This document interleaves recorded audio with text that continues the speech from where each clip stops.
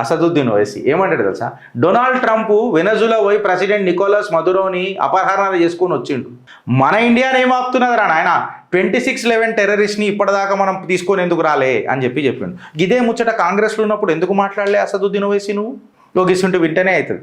గవర్న వదిలిపెట్టు, నీ హైదరాబాద్ కాన్స్టిట్యుయెన్సీలల్లా హైదరాబాద్ 26/11 టెర్రరిస్టు దూరం మాట, మేతో ఆప్కే సాత్ ఇతనా అపేక్ష నై రక్తాం. నీకంత అవకాశం కూడా లేదు టెర్రరిస్టులను గుంజుకొని వచ్చే అంత మాట్లాడే బిల్డర్. జై ప్యాలెస్టీన్ అన్నోడువి నువ్వు పార్లమెంట్లో.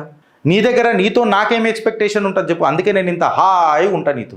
నేనేమంటున్నా, నీ కాన్స్టిట్యుయెన్సీలా పావురాలు అడ్డగోలుగా పెరుగుతున్నాయి. ఇక పావురాలను కంట్రోల్ చేయి నువ్వు. కబూత్తర్ కానాలు నువ్వు చేయి ఫస్ట్.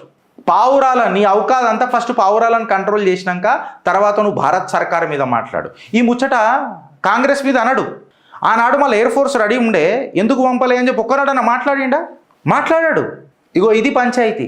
భారత్కి కొత్త అస్త్రం, కొత్త న్యూక్లియర్ బాంబో, పెద్ద టామ్ హాక్ మిజైల్సో ఇవన్నీ ఏం అవసరం లేదు అమెరికాకు. ఇగో గిసుంటి దళిందర్ మిజైళ్ళు భారత్లో రెడీ ఉన్నాయి. వీళ్ళే ప్రెసిషన్గా పేలుతాయి భారత్లో. ఏడ పేలాలనో గాన్నే పేలుతాయి అవి కరెక్ట్గా.